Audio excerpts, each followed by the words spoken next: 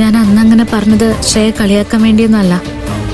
എല്ലാവർക്കും നിന്നോടൊരു സ്നേഹവും ബഹുമാനവും ഒക്കെ തോന്നിക്കോട്ടെ എന്ന് കരുതി.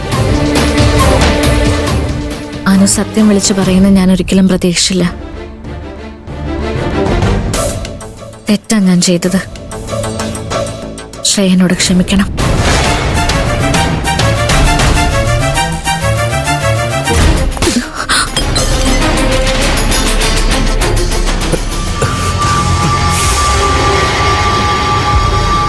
എന്താ നീ കാണിക്കുന്നേ? മിണ്ടാതെ അവിടെ ഞാൻ നിന്നോണം. എന്താടാ, എന്താ പ്രശ്നം? അച്ഛാ, ഇവളീ ചെയ്ത് കണ്ടില്ലേ? ചാരു ചായ കൊണ്ട് കൊടുത്തപ്പോ അത് തട്ടിത്തെറിപ്പിച്ചേക്കുന്നു. എന്താ ശ്രേയ ഇത്? ഈ കുടുംബത്തിൽ നിരന്തരം പ്രശ്നങ്ങൾ ഉണ്ടാക്കി അടങ്ങുന്നുള്ള വാശിയാണോ നിനക്ക്? നിങ്ങളൊന്നും മിണ്ടാതിരിക്കേ. ഒരു ചായ തട്ടി തെറിപ്പിച്ചതൊന്നും അല്ല ഇപ്പോഴത്തെ വലിയ കാര്യം. ഇതിന് ആദ്യം ഒരു തീരുമാനം ഉണ്ടാവട്ടെ. നിനക്കിപ്പോ എന്തിനാ തീരുമാനം ഉണ്ടാക്കേണ്ടത്? അച്ഛാ, അച്ഛനൊന്ന് അടങ്ങിയിരിക്കോ? ചില സത്യങ്ങൾ ഇവിടെ പുറത്തു വന്നേ പറ്റൂ. ശ്രേയ, ഇതിന് ഉത്തരം പറയേണ്ടത് നീയാ. ഇവര് രണ്ടുപേരും പറഞ്ഞത് സത്യമാണോ? ആയിരപ്പറ കുടുംബത്തിൽ ഇത്രയും വലിയ അഭിനേതാക്കൾ ഉണ്ടാകുമെന്ന് ഞാൻ ഒരിക്കലും കരുതിയില്ല.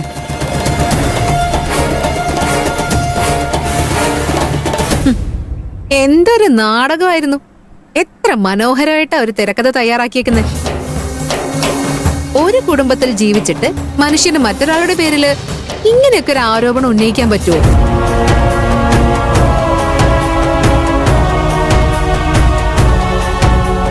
നടന്ന സംഭവം എന്താന്ന് വെച്ചാ മോൾ അങ്ങോട്ട് തുറന്നു പറഞ്ഞേക്കേ.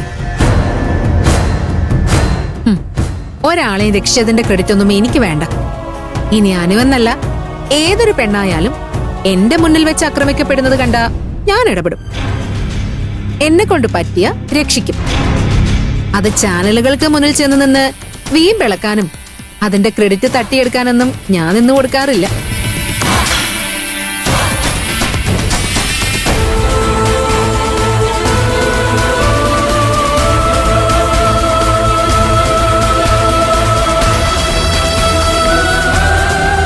ഇപ്പോ നീ കളിച്ച ഈ കളിയുണ്ടല്ലോ, അതൊരു തറപ്പണിയാണ് മോളെ.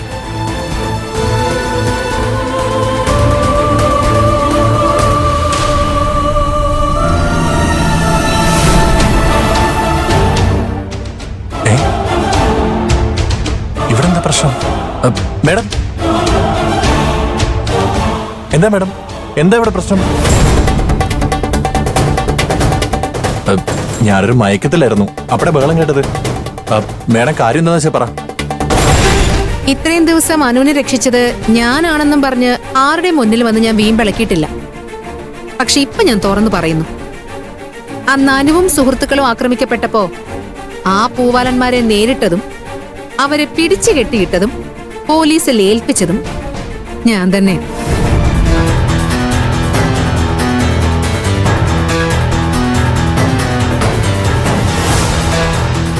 അത് അന്നേ എല്ലാവരും സമ്മതിച്ചല്ലേ? അതിനിപ്പോ എന്താ പ്രശ്നം? ബാലമാഷേ, കാരണവരുടെ വേഷം കെട്ടി ഉമ്മറത്തിരുന്നാ മാത്രം പോരാ. കുടുംബത്തിന്റെ അകത്തളങ്ങളിൽ നടക്കുന്ന കള്ളക്കളികളെ കുറിച്ചുകൂടി അറിയാൻ ശ്രമിക്കണം.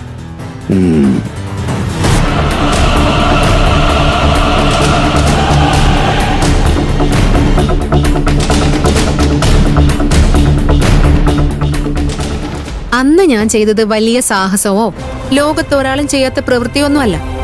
എന്നിട്ടും നീ ചാനലുകളുടെ മുന്നിൽ നിന്ന് എന്നെ പുകഴ്ത്തി പറഞ്ഞപ്പോഴേ എനിക്കൊരു സംശയം തോന്നിയത്. അതിന് സത്യമായി.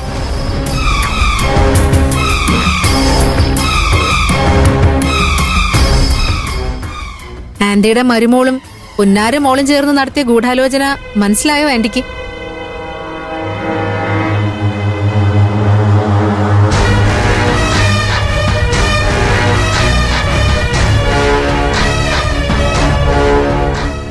ആദ്യം സത്യം സത്യമായി തന്നെ പറയുന്നു, എന്നെ വാനോളം പുകഴ്ത്തുന്നു.